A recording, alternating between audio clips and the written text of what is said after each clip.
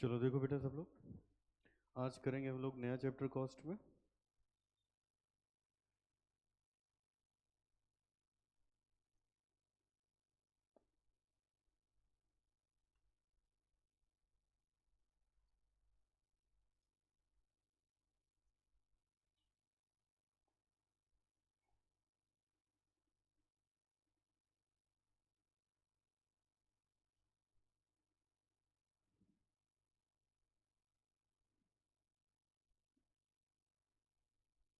लिखो सब लोग, टॉपिक का नाम है बेटा प्रोसेस कॉस्टिंग। ये कोई और पढ़ना चाहते हो तुम लोग? करें? चलो लिखो प्रोसेस एंड ऑपरेशन कॉस्टिंग।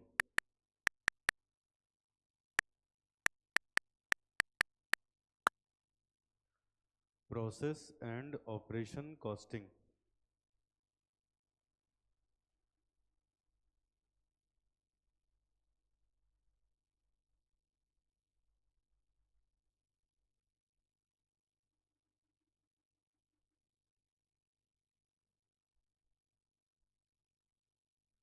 लिखिए जरा। सबसे पहले concept one, basic concept.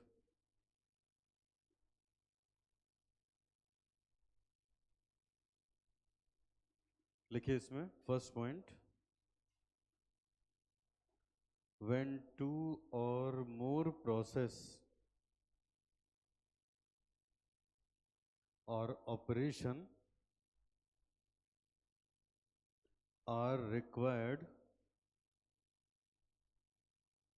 in producing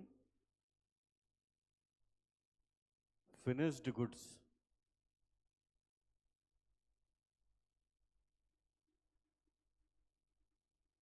then in such case we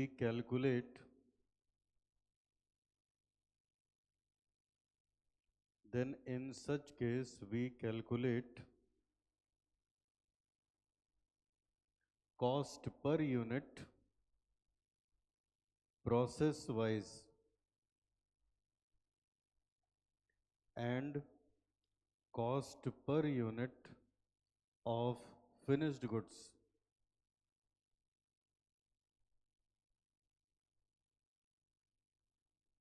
second point में लिखिए, a process account is made to calculate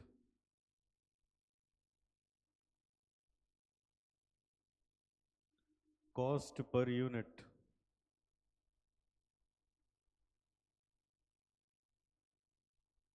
third point में लिखिए बेटा, there are two types of loss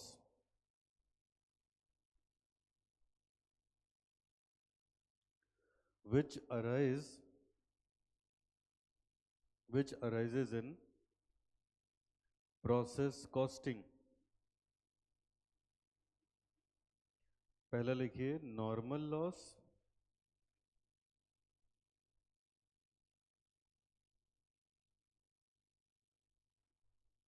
या इसी को हम लोग बोलते हैं एक्सपेक्टेड लॉस। दूसरा लिखिए एबनॉर्मल लॉस।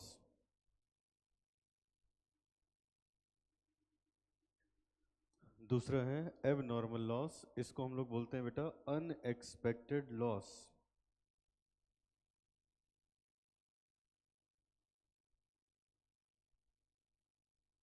क्या है ये? पॉइंट नंबर 4 में लिखिए नॉर्मल लॉस।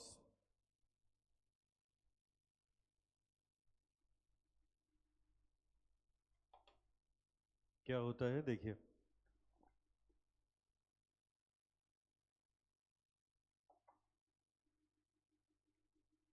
लिखिए a loss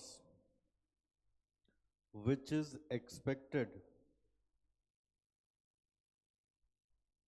and cannot be avoided is called normal loss. नीचे लिखिए normal loss equals to total input minus expected loss.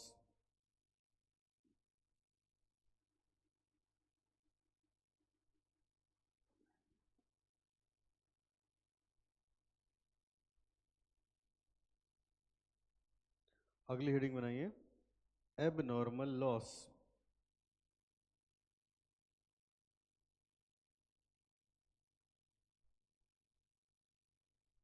लिखिए बेटा loss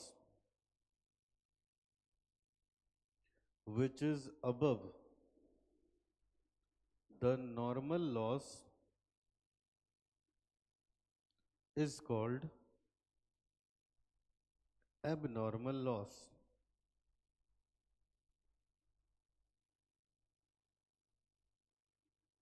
Abnormal loss equals to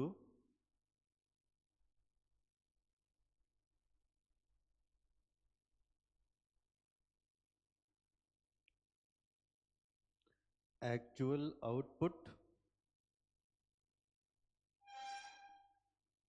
minus expected output.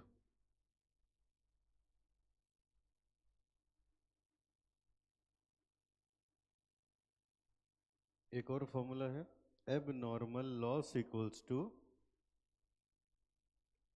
normal loss minus actual loss.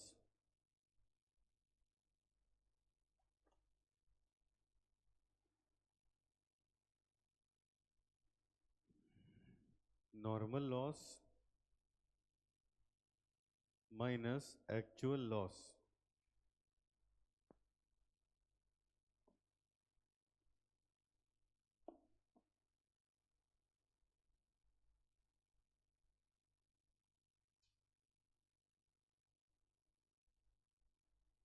ठीक है आगे लिखो बेटा एक नोट बना के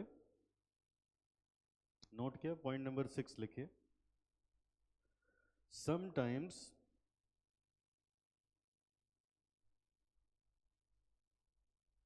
actual loss is less than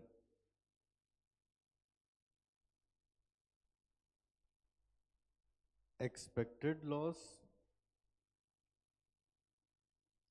then in such case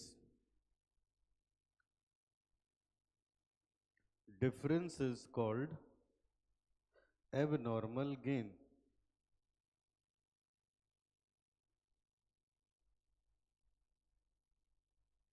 Or unexpected gain.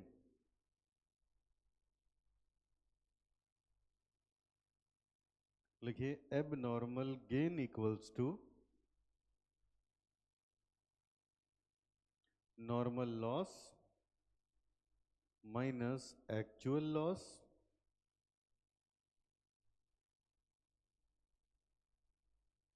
जो आंसर आएगा will be positive.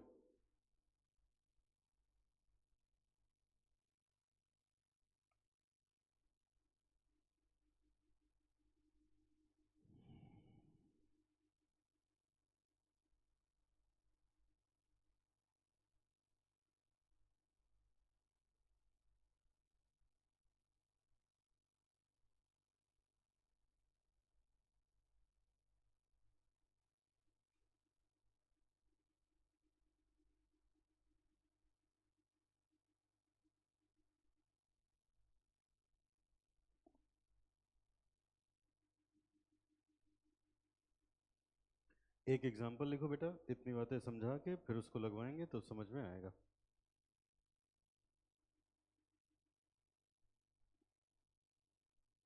लिखिए लिखिए बेटा टू प्रोसेस ये छोड़ो चलो इतना समझाते हैं फिर आगे बढ़ते हैं.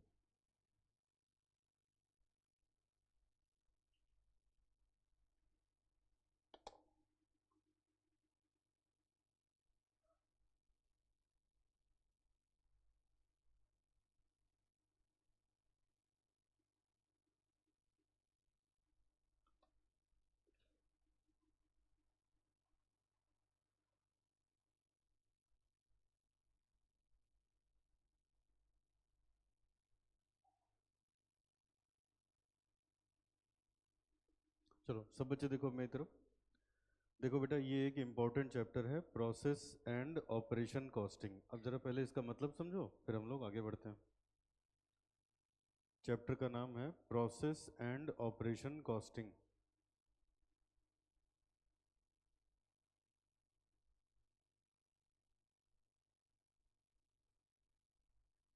देखो देखो बेटा, दो चीजें मैं बताता हूँ, यहाँ से आपको समझ में आएगा। पहली चीज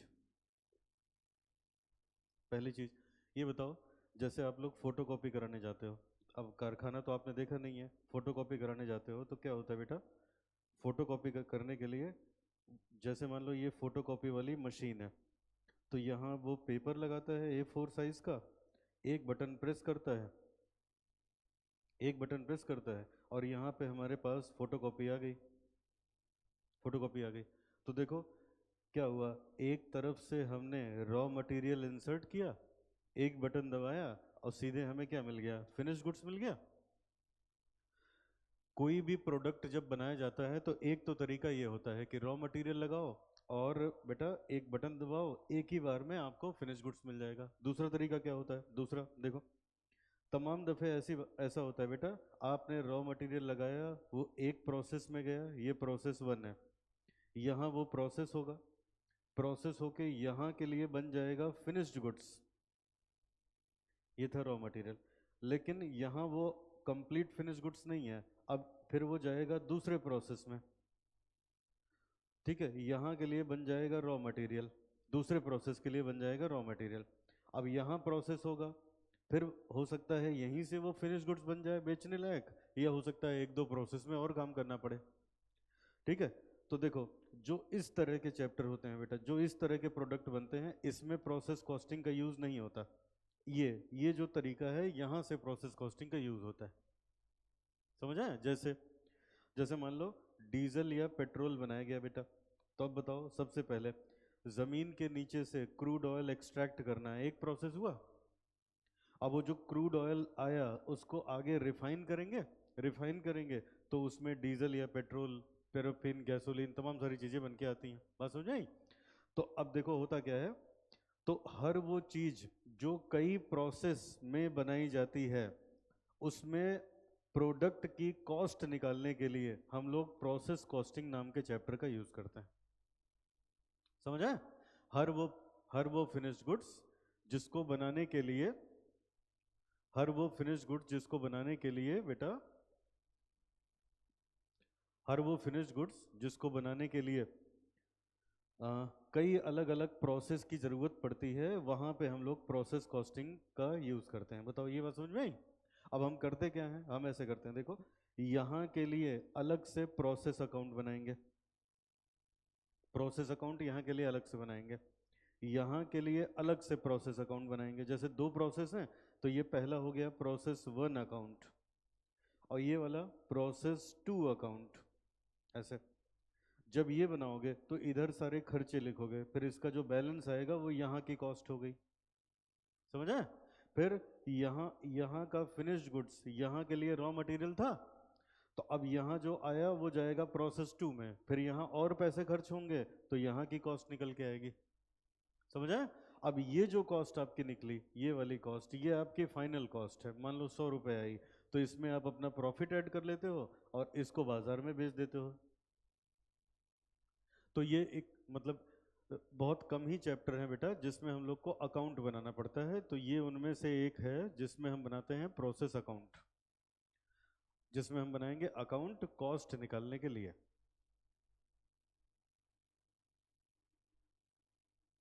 चलो बताओ पहले, तो ये हम प्रोसेस ये हम अकाउंट बनाते हैं। तो तो अब मुझे आपको बेसिकली सिखाना है कैसे अकाउंट बनेगा, प्रोसेस का अकाउंट कैसे बनेगा, मतलब बनते सब एक ही जैसे हैं। तो प्रोसेस का अकाउंट कैसे बनेगा, जब अकाउंट बनाओगे तो उसमें नॉर्मल लॉस और एबनॉर्मल लॉस आएगा, तो उसी के साथ बेटा ये भी हम समझा पाएंगे। तो अब पहले बताओ, इतना समझ में आ गया प्रोसेस का यूज़ कहाँ होता है? कहाँ यूज़ होगा? जहाँ प्रोडक्ट कई प्रोसेसेस में बनता है, वहाँ पे हम लोग प्रोसेस कॉस्टिंग चैप्टर का यूज़ करते हैं। ठीक है ना? अच्छा, एक प्रोसेस होगा तो एक अकाउंट बनेगा, दो होगा दो बनेंगे, है ना? जितने प्रोसेस होंगे उतने प्रोसेस अकाउंट बनेंगे। मैक्सिमम तीन तीन तक बेटा अपने पास आता है एग्जाम में। और खास बात सुनो, क्या है खास बात? ये है जो पहली क्लास में पढ़ोगे उसकी जरूरत दूसरे में, दूसरे वाले की तीसरी में। मतलब ये सब कुछ जैसे जब हम लास्ट क्लास कर रहे होंगे तो पिछली जितनी क्लासेस पढ़ोगे सबकी आवश्यकता पड़ेगी। तो इसलिए ढंग से सब कुछ हमें करना है। अब आइए प्रोसेस का फॉर्मेट बताते हैं, फिर ये मैं लॉस बता दूं आपको क्या होता है, अभी बताने पे समझ नहीं आएगा।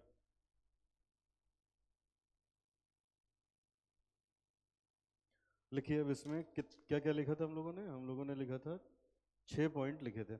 सातवां पॉइंट लिखो जरा।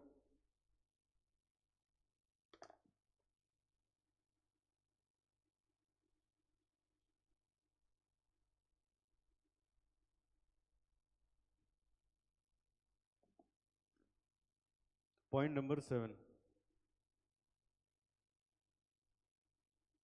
लिखिए।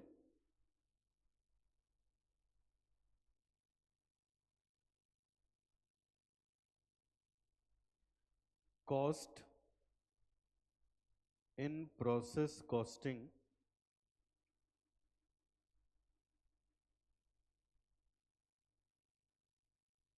प्रोसेस कॉस्टिंग में बेटा जो कॉस्ट होती है ये दो तरह की होती है। एक एक होती है प्रोसेस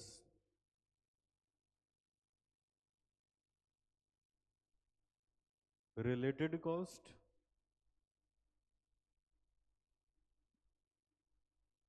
और दूसरी होती है बेटा common cost.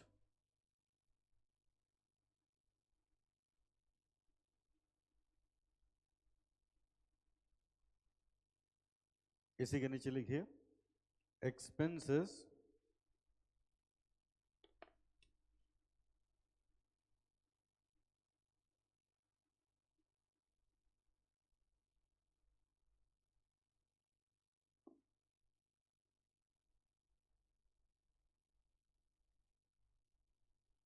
which are not directly related to process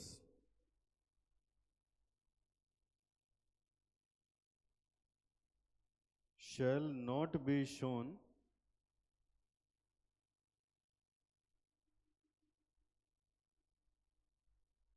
in process account.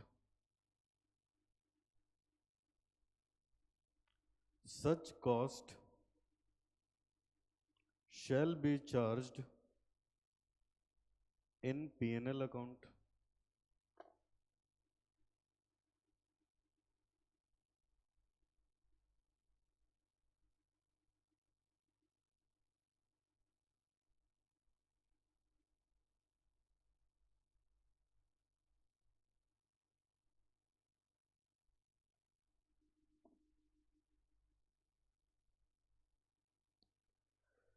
और अब यहाँ लिखो point number 8।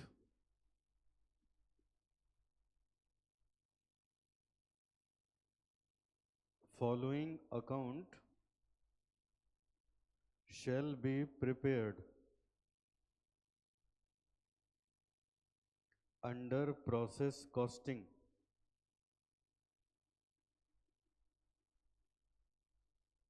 Process account,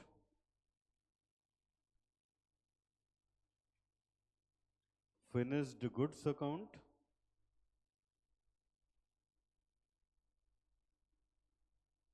normal loss account,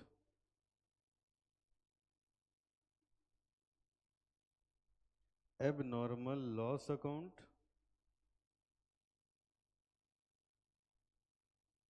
abnormal gain account, profit and loss account, any other account.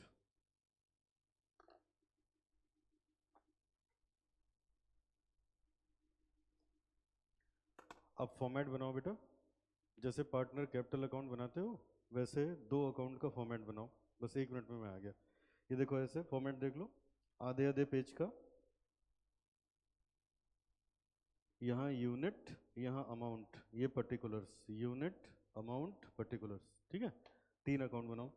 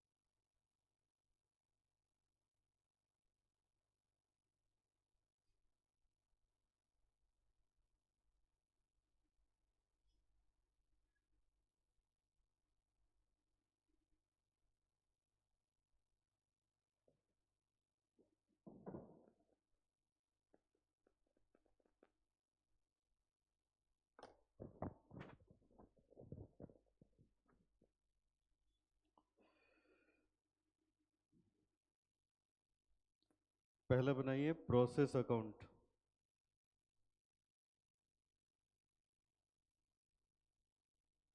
6 to 8 marks का आता है बेटा। Online student 6 to 8 marks का आता है ये chapter.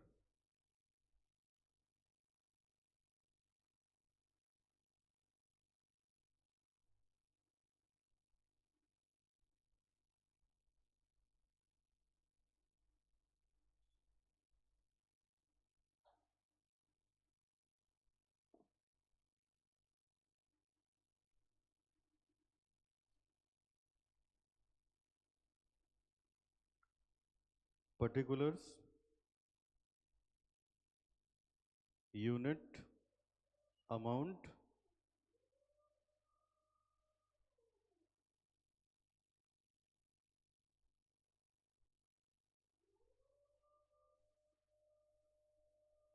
To material, to other cost,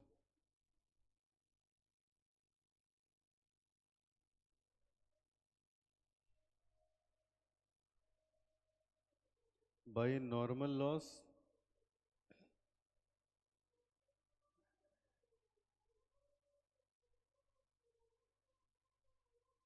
bye abnormal loss,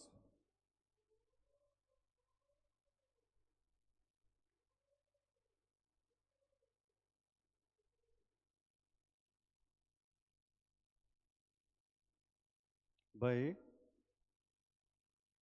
transfer to next process,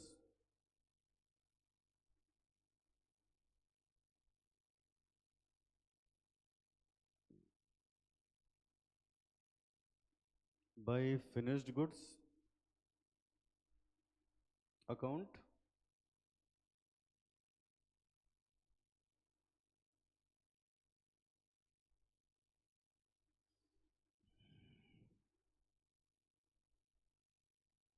to rectification cost of normal unit,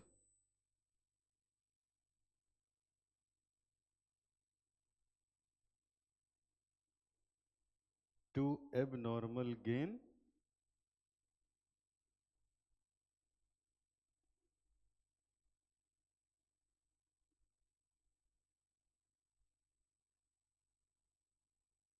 अब ये है बेटा आपका प्रोसेस अकाउंट।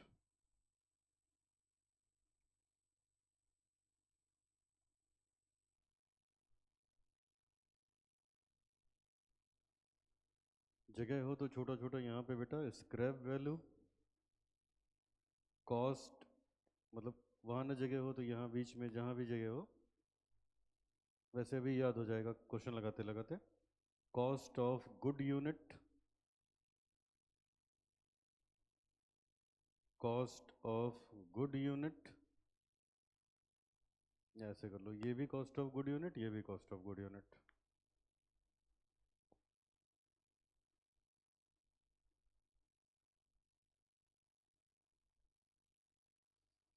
अब इसके नीचे बनाएंगे finished goods,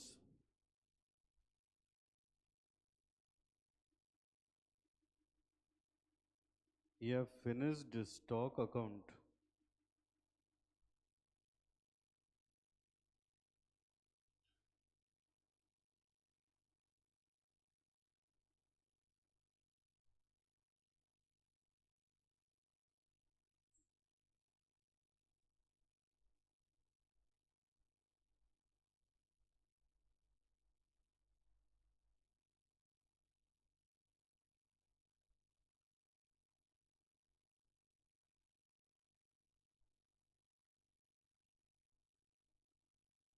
units amount by sales,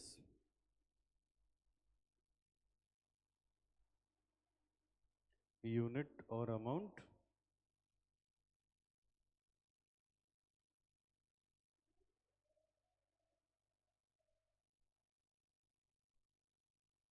bye P&L, loss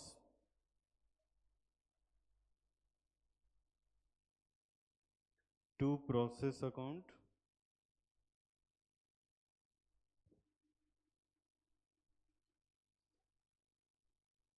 to P&L,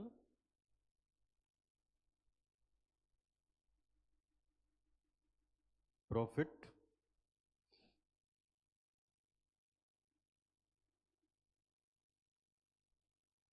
और आखिरी में आएगा बाई बैलेंस CD।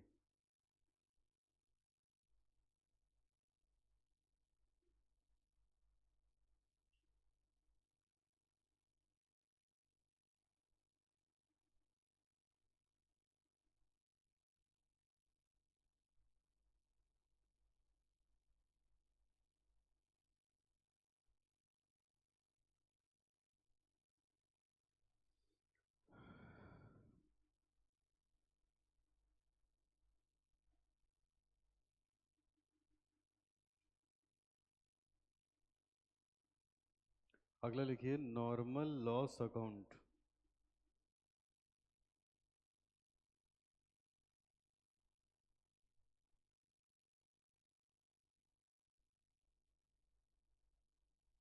बिल्कुल ऐसे ही।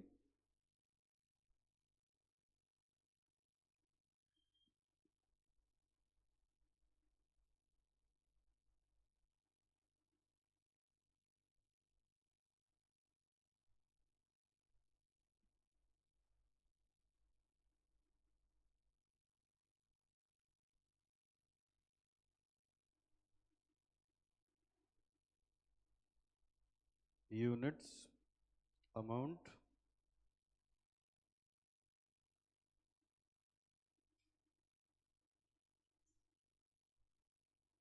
To process account, scrap value, by bank, actual value,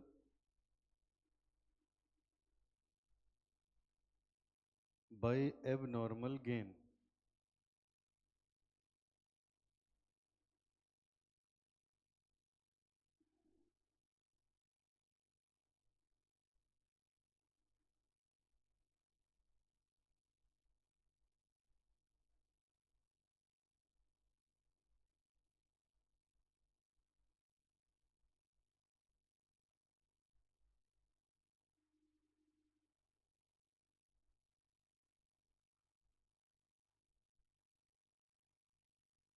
अब इसके बाद दो अकाउंट और बनाएंगे बेटा।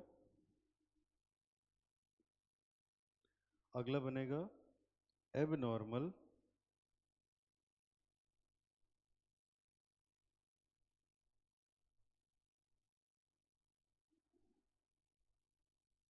Loss account.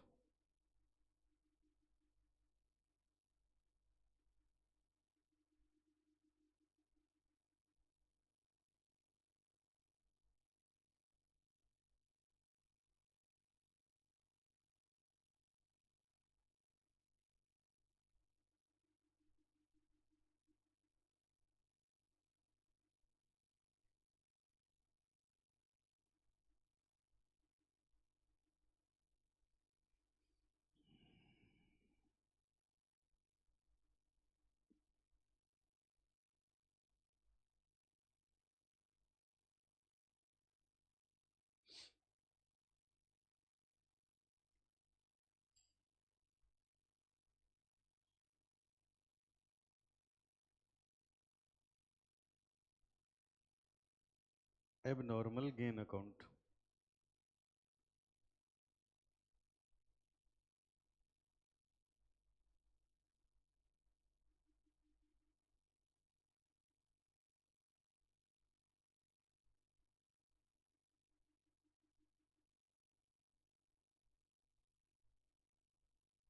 To process account,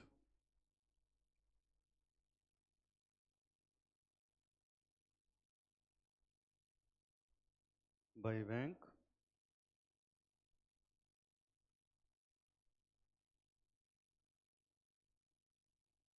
cell, by P&L,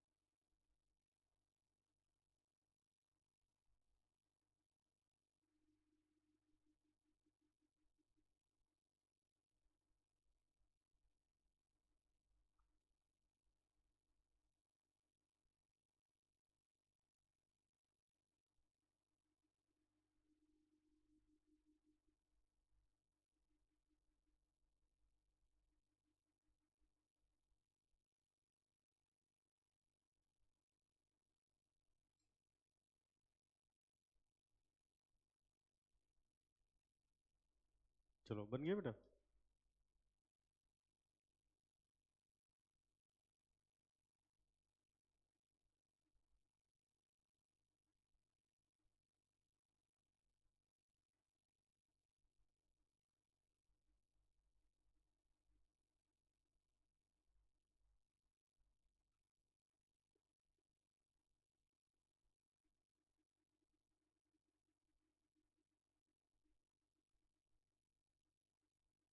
चलो अब देखो।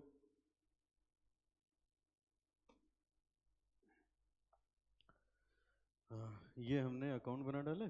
अब एक क्वेश्चन करेंगे बेटा, वहीं से समझ में आएगा आपको। देखो कोई भी एक क्वेश्चन करोगे तो अभी मैंने बताया ना, ऑनलाइन स्टूडेंट्स को 6 से 8 नंबर में आता है। क्यों?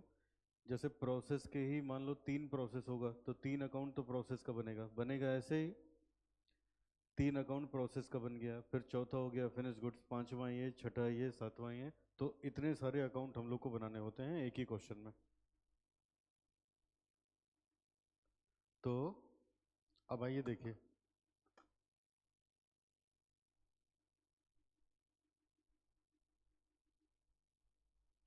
चलो अब एक क्वेश्चन के थ्रू बेटा ये सारी बातें हम लोग समझेंगे। फिलहाल के लिए मैंने क्या बताया, प्रोसेस कॉस्टिंग आप वहीं यूज करते हो जहाँ पे कोई एक प्रोडक्ट कई सारे प्रोसेसेस के थ्रू बन के आता है, वहीं हम लोग यूज करते हैं।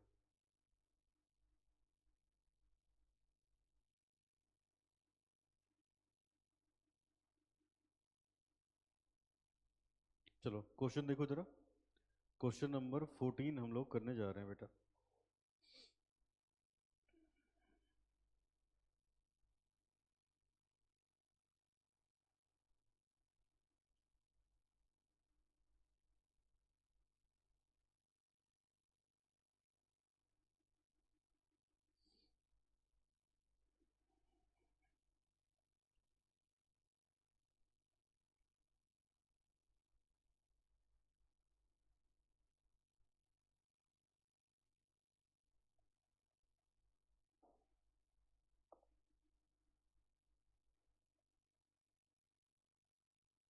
चलो ये है क्वेश्चन, स्क्रीन पे देखो जरा।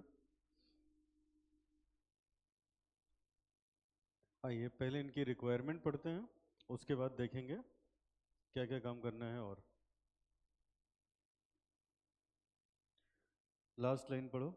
कहता है required prepare process A and process B account, prepare profit and loss account showing net profit और net loss for the year. तो पूछा तो इसने खाली इतना है बेटा, क्या क्या, कि प्रोसेस ए और प्रोसेस बी का अकाउंट बनाओ और पीएनएल बनाओ। लेकिन मैं क्या करूँगा, मैं आपको process A, process B, finished goods, normal loss, abnormal gain, उसके बाद तब जाके पीएनएल। डेटा है अपने पास, सीख जाओगे सब कुछ, ठीक है। तो अब एक काम करो बेटा, 2 अकाउंट बना लो प्रोसेस के, आधे आधे पेज के, तब क्वेश्चन पढ़ते जाएंगे उसी में लिखते चले जाएंगे। 2 अकाउंट बना लो जरा।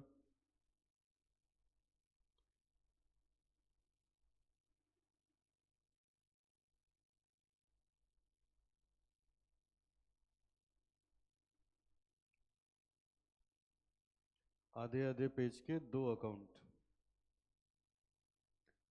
और अभी बस एक दो कंसेप्ट और पढ़ने के बाद ऐसा हो जाएगा कि ये मैच करना चाहिए प्रॉपर एग्जाम में, तब तो सब ठीक होगा, नहीं तो नहीं। तो सबसे पहले हमने बना लिया प्रोसेस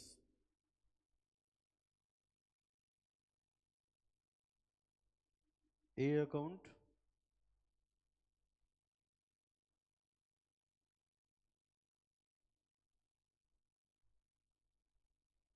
उसके बाद बनाएंगे प्रोसेस बी का अकाउंट।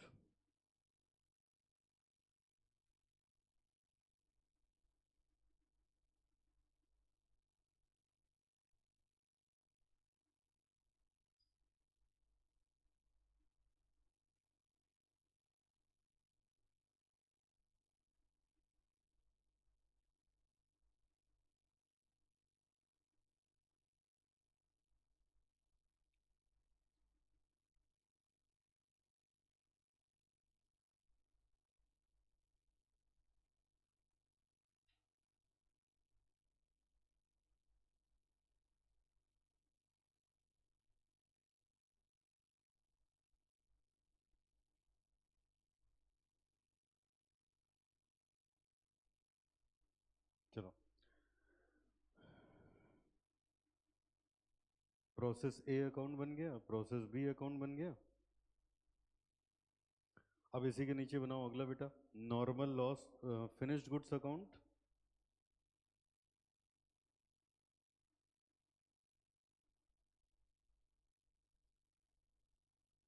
Finished goods account.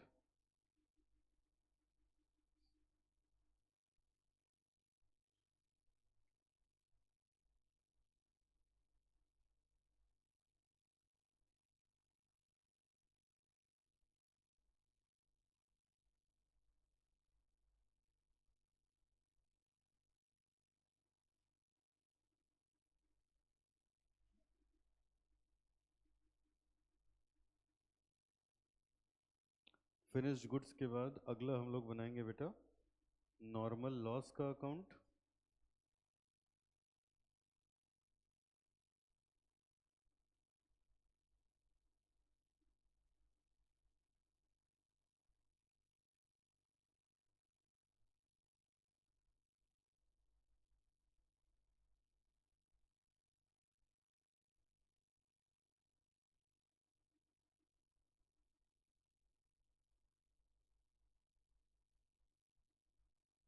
अगला बनाएंगे एब नॉर्मल लॉस अकाउंट।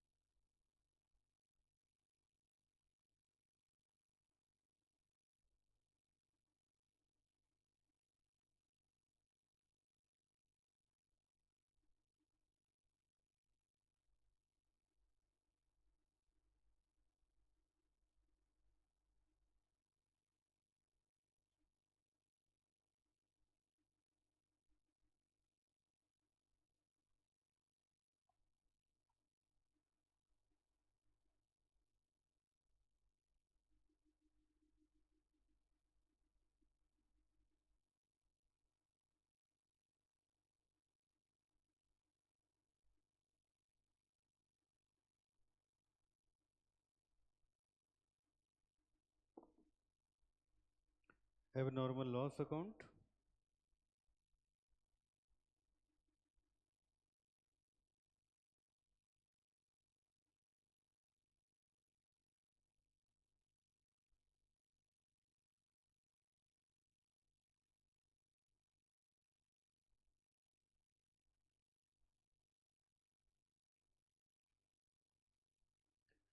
एब नॉर्मल गेन अकाउंट इसके बाद।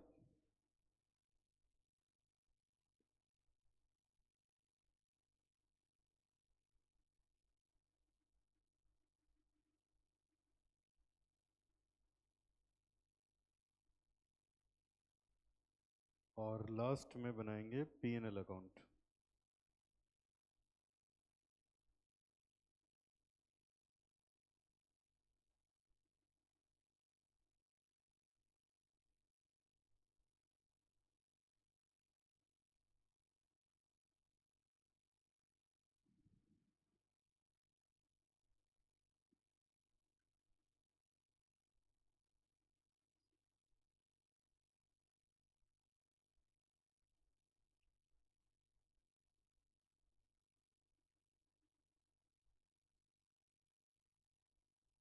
चलो फॉर्मेट बन गया है, अब जरा आइए देखिए।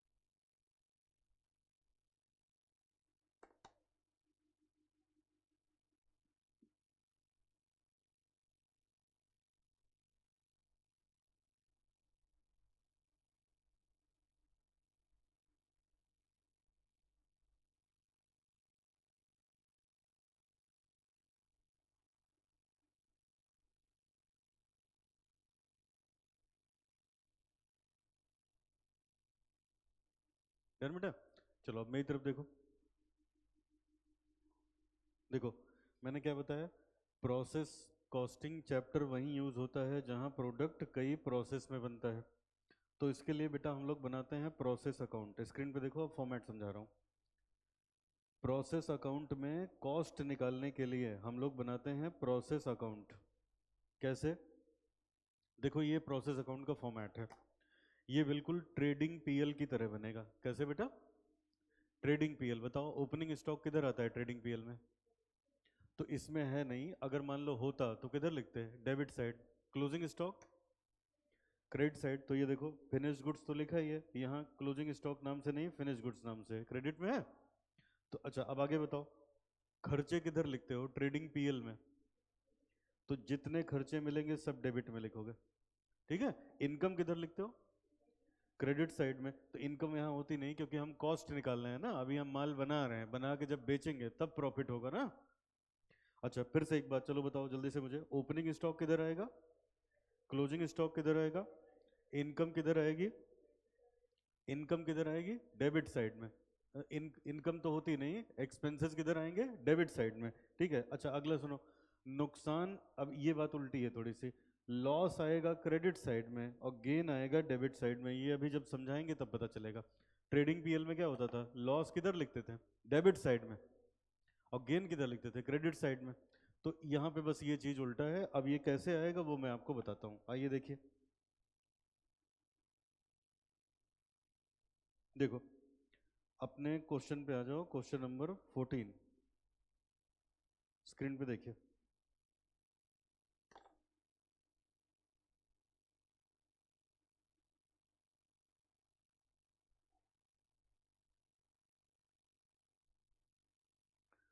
कहता है बेटा, M J private limited produces a product sky.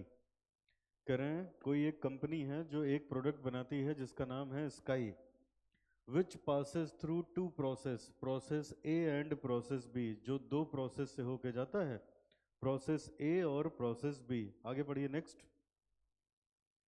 The details for the year ending 31 March is as follows. कह रहे हैं बेटा 31 मार्च की डिटेल हमें ये दे रखी है, क्या क्या? तो अभी मैं प्रोसेस ए पढ़ने जा रहा हूँ तो इसलिए मैं प्रोसेस बी पढ़ूंगा ही नहीं। अब यहाँ से देखो क्या लिख रहे हैं, number 1, 40,000 unit introduced at cost of 360। इसका मतलब क्या हुआ, हम जो चीज बना रहे हैं उसको बनाने के लिए 40,000 किलो मटेरियल हमने इंट्रोड्यूस किया और उसकी कॉस्ट कितनी आई? 3,60,000 आई। अब यहाँ आओ, तो यहाँ लिखेंगे बेटा टू मटेरियल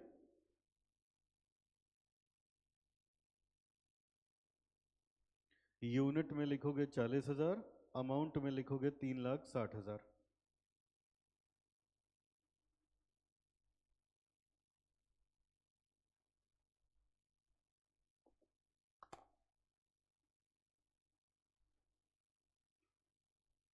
ठीक है।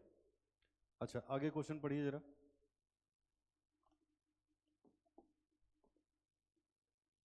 क्वेश्चन आगे पढ़िए क्या लिखा है। मटेरियल कंज्यूम्ड 2,42,000, मटेरियल लगा 242 का। अब मेरी बात सुनो बेटा, ये क्या चीज़ है?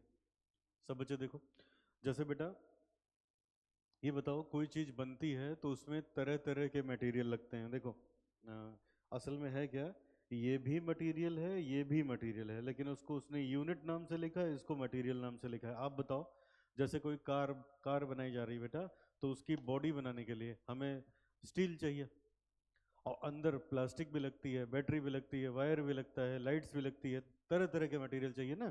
तो मेन मटेरियल तो ये है, कह रहे हैं 40,000 यूनिट लगा 3,60,000 का, और कोई और भी मटेरियल लगा है 2,42,000 का। मतलब ये दोनों अलग अलग हैं। ये मत सोचना कि 360 में से 242 कंज्यूम हुआ, इसको उसने यूनिट लिखा है तो ये कोई अलग चीज़ है। समझा? अब अगर जरा सा भी डाउट हो तो जहां मटेरियल हमने लिखा है इसको आप लिख सकते हैं इनपुट, ब्रैकेट में लिख दो इनपुट कॉस्ट। जहां मटेरियल लिखा था मटेरियल मत काटो, वहीं पे इनपुट लिख दो। अब फिर लिखो टू मटेरियल, जो क्वेश्चन में वर्ड यूज करेगा वही वर्ड आप भी लिखना। 2,42,000 का और मटेरियल लगा। 2,42,000 का और मटेरियल लगा। लिखा? अब देखो मेरी तरफ बेटा, सामने देखो। देखो इसकी यूनिट दी थी लेकिन इसकी यूनिट नहीं दी है, तो जिसकी यूनिट नहीं दी है हमें उसकी यूनिट लिखना भी नहीं है, जिसकी है उसी की लिखना है। अच्छा, ऐसा क्यों होता है? किसी की दी है किसी की नहीं दी है। ऐसे इमेजिन करो, मान लो आपका मकान बन रहा है, उस पर छत लग रही है, तो उसके लिए हमें सीमेंट चाहिए, स्टील चाहिए, तो वो तो चलो किलो के हिसाब से या बोरी के हिसाब से आ जाता है ना। अब बेटा उसमें क्या है, वाटर प्रूफिंग करने के लिए कोई केमिकल मिला दिया सीमेंट में, तो उसको नहीं काउंट करते हैं ना कि एक एक दो बॉटल आया मिल गया उसी में। बात मेरी समझ में आ रही है? तो वैसे ही है, ये उस टाइप का कोई मटेरियल है, इसकी यूनिट हमारे लिए इंपॉर्टेंट नहीं है, यूनिट इसी की इंपॉर्टेंट है। समझ आया? जैसे बताओ, किसी टेलर के पास जाओ, उससे बोलो हमारे लिए एक शर्ट बना दो, कितना कपड़ा लग जाएगा, फटाफट वो बताएगा इतना कपड़ा लग जाएगा। अब उससे पूछो थ्रेड कितना लगेगा, बिना थ्रेड थ्रेड के थोड़े ना शर्ट आएगी। थ्रेड भी तो एक मटेरियल हुआ, लेकिन उसको जानकारी उसके पास नहीं बता पाएगा वो। बात समझ आई? तो वैसे वो मेन मटेरियल है 3,60,000 का, ये भी मटेरियल है, महंगा है, लेकिन इसकी यूनिट हमारे लिए इंपॉर्टेंट नहीं रखती। तो जिसकी दी होगी उसकी लिखोगे, जिसकी नहीं दी होगी नहीं लिखेंगे। आगे बढ़े। वेजेस लगी 258 की, मैन्युफैक्चरिंग खर्चे 196, तो दोनों लिख दो। टू वेजेस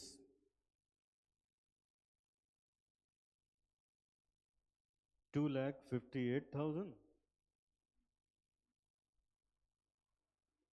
टू मैन्युफैक्चरिंग कितना था बेटा? 196।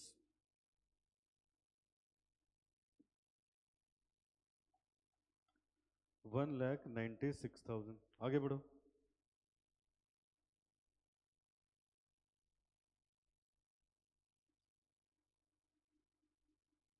नेक्स्ट। अभी देखो कह रहा है,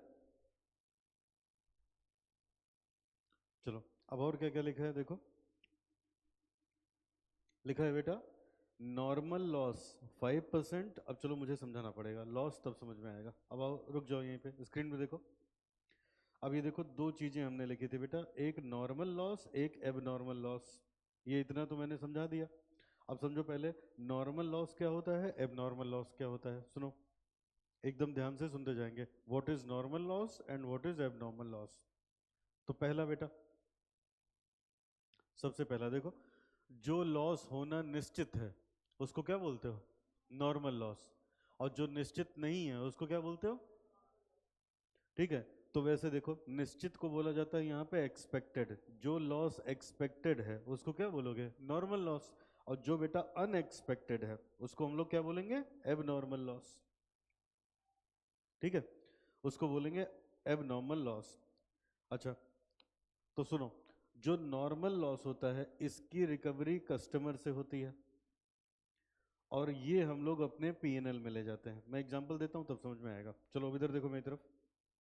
बताओ बेटा, बताओ 1,000 किलो, मान लो एप्पल, 1,000 किलो एप्पल हम लोगों ने मंगवाए, जहाँ एप्पल प्रोड्यूस होते हैं वहाँ हमें 10 रुपीज़ किलो के हिसाब से मिल गया, तो एप्पल कितने का पड़ा? 10,000 का। अब बताओ हमने हिमाचल प्रदेश से एप्पल मंगवाए, तो वहाँ से यहाँ तक आने में टाइम लगेगा, टाइम लगेगा, लोडिंग होगी अनलोडिंग होगी, तो बताओ उसमें कुछ सड़ जाएंगे, कुछ खराब हो जाएंगे, कुछ पे दाग धब्बे लग जाएंगे, ऐसा होगा कि नहीं होगा? होगा। तो अब मान लो, अब हमें पता है कि 10% इसका मतलब 100 किलो का नुकसान होना ही होना है, ये हमें पता है। तो इस लॉस को हम लोग क्या बोलते हैं? Normal loss. क्या बोलेंगे? अच्छा, इसका पैसा कस्टमर से ले लिया जाएगा। किससे बेटा? अब हम ऐसे कहेंगे, देखो अब हम कहेंगे हमने तो 1,000 किलो खरीदा था 10,000 का, लेकिन ये रास्ते में सड़ गया, तो हमें लखनऊ में यहाँ आके तो मिला 900 किलो, तो हम कहेंगे भाई 900 किलो हमें पड़ा 10,000 का। समझ में?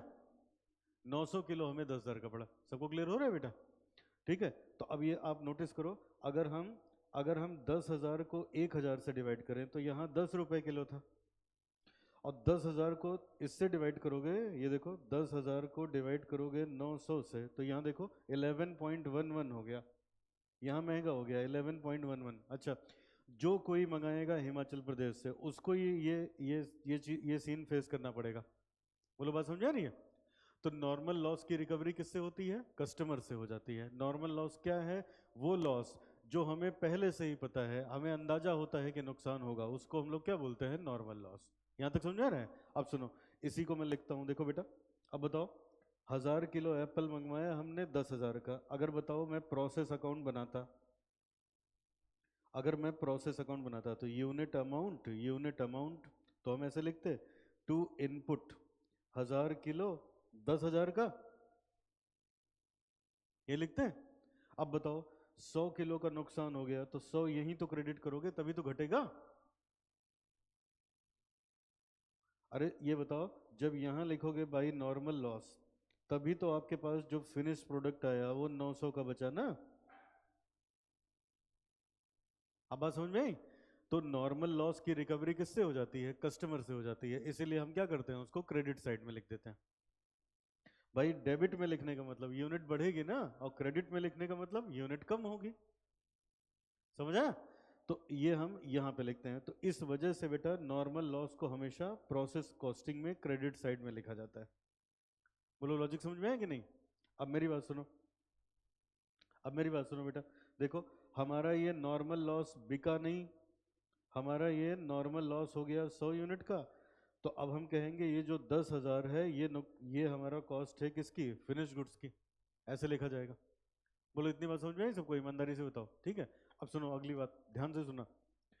कभी कभी नॉर्मल लॉस बिक जाएगा, कभी कभी नॉर्मल लॉस नहीं बिकेगा। जैसे, जैसे बताओ, हमने 1000 किलो एप्पल मंगवाया 10 के रेट पे, 10,000 वहां पेमेंट करी, तब वहां से एप्पल निकला। 100 किलो रास्ते में जब यहाँ अनलोड किया तो 900 किलो ये तो फ्रेश निकले, ठीक है। ये अच्छे फिनिश गुड्स है, और ये सड़ गया है। अब अगर ये बिका नहीं तो बेटा इसका एक पैसा नहीं मिला, तो हम मान लेते हैं यही हमें इतने का पड़ गया। और मान लो ये 100 किलो हमारा बिक गया,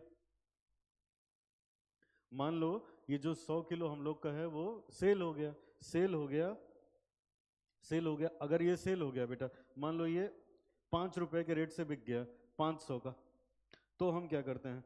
तो हम यूनिट से यूनिट माइनस करके 900 लिखेंगे, इससे इसको माइनस करके यहाँ लिखेंगे 9,500। समझा? मतलब पहली बात मैंने क्या बताई? नॉर्मल लॉस किधर लिखोगे? क्रेडिट साइड में लिखोगे। एबनॉर्मल लॉस भी किधर लिखोगे? क्रेडिट में। अभी एबनॉर्मल समझाया नहीं है, नॉर्मल खाली समझाया। अगर नॉर्मल लॉस बिक जाएगा तो यूनिट में भी लिखेंगे और अमाउंट में पैसा लिखेंगे जितने का बिका। अगर नहीं बिकेगा तो खाली यूनिट में यूनिट लिखेंगे, अमाउंट में कोई भी पैसा नहीं आएगा। बोले ये बात समझ में आई? अब ये बात दिमाग में चल रही होगी, सर हमारा नॉर्मल लॉस कौन खरीदेगा? तो देखो बेटा, जैसे मान लो ये बहुत ज़्यादा सड़ गए हैं तो कोई नहीं खरीदेगा, चलो तब तो ये ऐसे ही यहाँ पे 10,000 लिखा जाएगा। लेकिन मान लो थोड़े बहुत इसमें प्रॉब्लम है, तो क्या है, वो एप्पल जूसेस आते हैं तो क्या लगता है तुम लोग को? फ्रेश जूस खरीद खरीद के बनाते हैं, उसमें यही सब तो उल्टा सीधा डालते हैं, सड़ा गला। सॉसेस बनाते हैं, समझ आया ना? उसी से तो बनाते हैं, वो सब खरीद ले जाते हैं। तो खरीद ले जाएंगे, तो अगर मान लो 500 रुपए का हमारा बिक गया तो हमारा 10,000 में से 500 तो वसूल हो गया ना। तो हमें कॉस्ट कितनी पड़ी? 9,500 की ही तो पड़ी। तो अगर नॉर्मल लॉस बिकेगा, अब फॉर्मेट पे आ जाओ, अगर नॉर्मल लॉस बिकेगा तो यूनिट भी क्रेडिट करोगे और अमाउंट भी क्रेडिट करोगे। अगर नहीं बिकेगा तो क्या लिखेंगे? खाली यूनिट। बोलो समझ में? नॉर्मल लॉस क्या है बेटा? वो नुकसान जो होना तय है उसी को क्या बोलेंगे? Normal loss. बिकेगा तो दोनों क्रेडिट करेंगे, नहीं बिकेगा तो नहीं करेंगे। हमें कैसे पता चलेगा बिकेगा कि नहीं बिकेगा? बेटा क्वेश्चन खुद ही बताएगा, ये देखो साफ साफ लिखा है, नॉर्मल वेस्टेज 5%। तो 40,000 यूनिट का इनपुट किया था तो उसका 5% जो यूनिट में आएगा वो तो हमें नुकसान हुआ। और ये देखो यहाँ लिखा है स्क्रैप वैल्यू पर यूनिट, इसका मतलब एक यूनिट बिक गया कितने में? 15 रुपए में। तो बिक जाएगा तो यूनिट और अमाउंट दोनों क्रेडिट करेंगे, नहीं बिकेगा तो खाली यूनिट क्रेडिट करेंगे, अमाउंट क्रेडिट नहीं करेंगे। बोलो समझ में? ठीक है, तो मैंने आपको, अब बताओ यहाँ तक क्लियर हुआ सबको? तो अब ये देखो यहाँ आ जाओ, अपने क्वेश्चन पे आ जाओ। अब क्वेश्चन में यहाँ लिखो क्रेडिट साइड में, बाई नॉर्मल लॉस 40,000 का 5% आएगा 2,000, और ये 15 रुपए के रेट से बिक रहा है, तो 30,000 का ये बिक गया।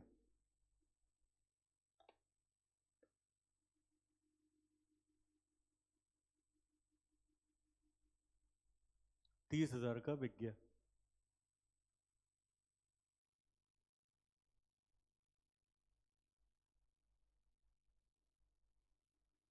डन बेटा।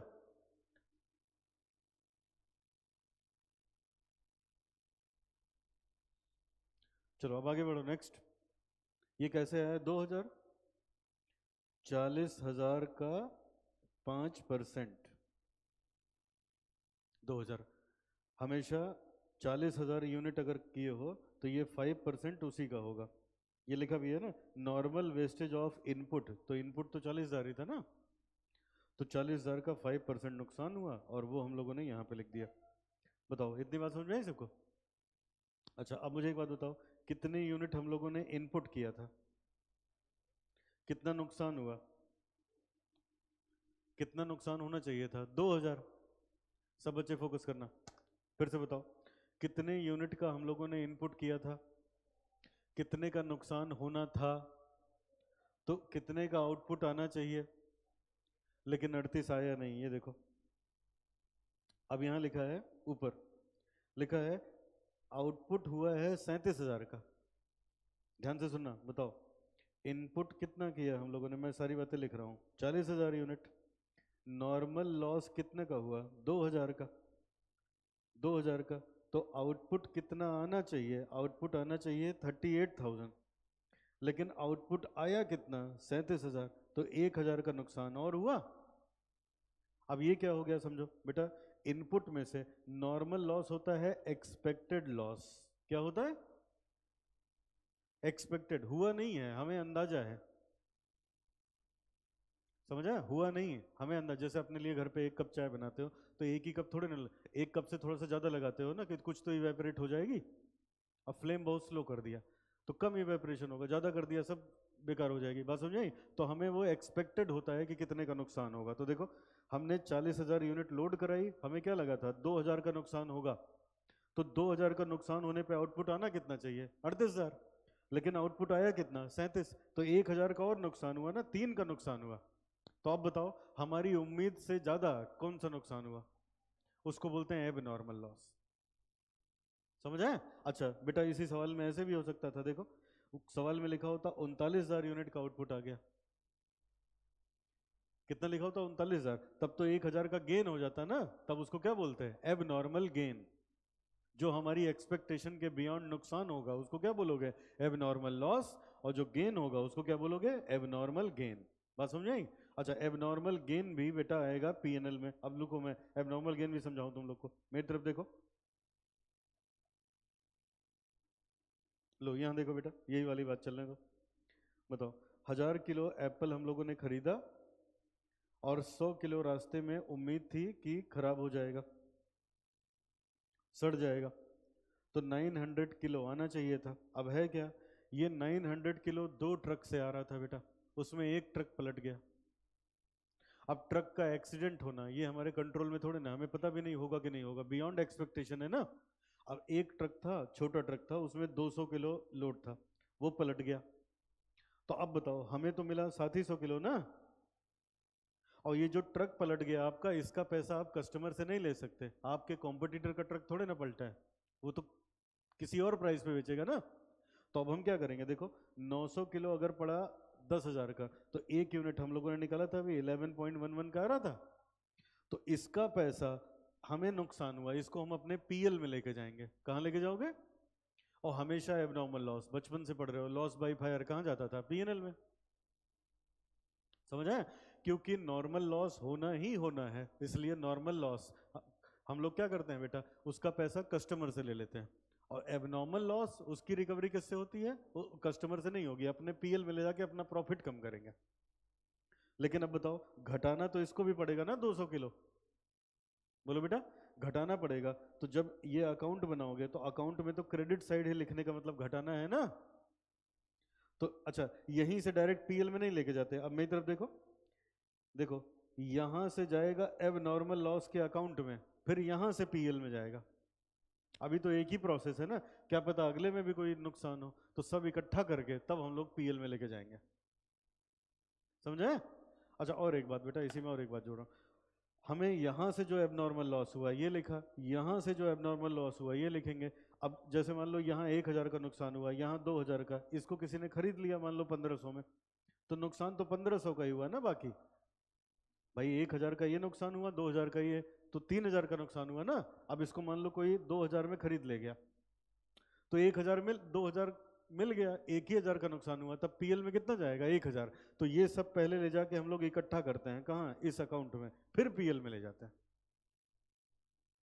समझ आए? तो अब यहाँ आ जाओ एबनॉर्मल लॉस में, लिखो यहाँ पे बाई एबनॉर्मल लॉस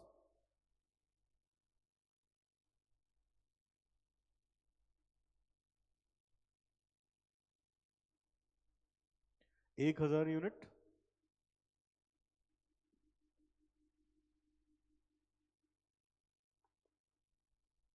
27,000 का।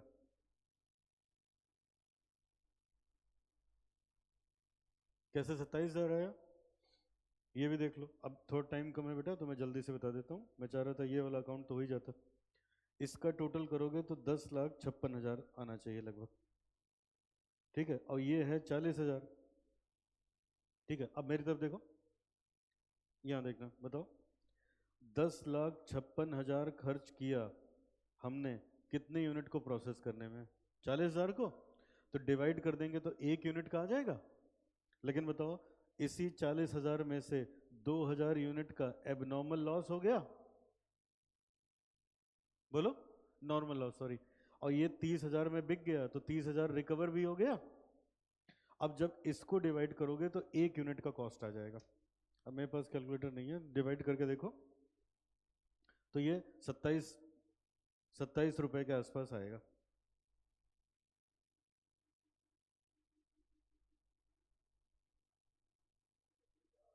हम्म, 27 ना, तो वही मैंने लिखा। तो देखो 1 यूनिट का अगर 27 रुपए हुआ तो 1,000 यूनिट का कितना होगा? 27,000।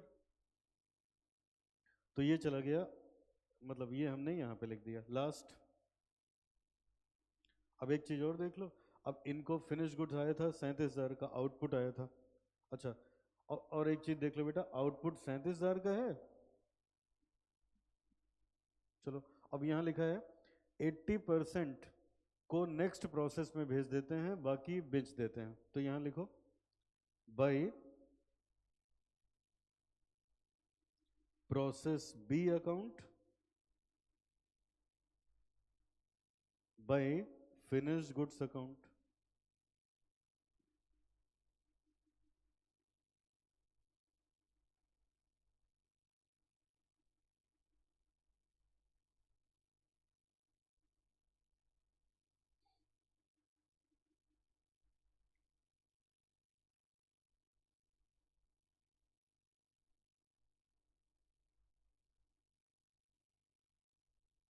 अब ये क्या लिखा है बताओ, कितनी यूनिट बनी थी बेटा? फाइनली कितनी यूनिट मिली थी अपने लोग को?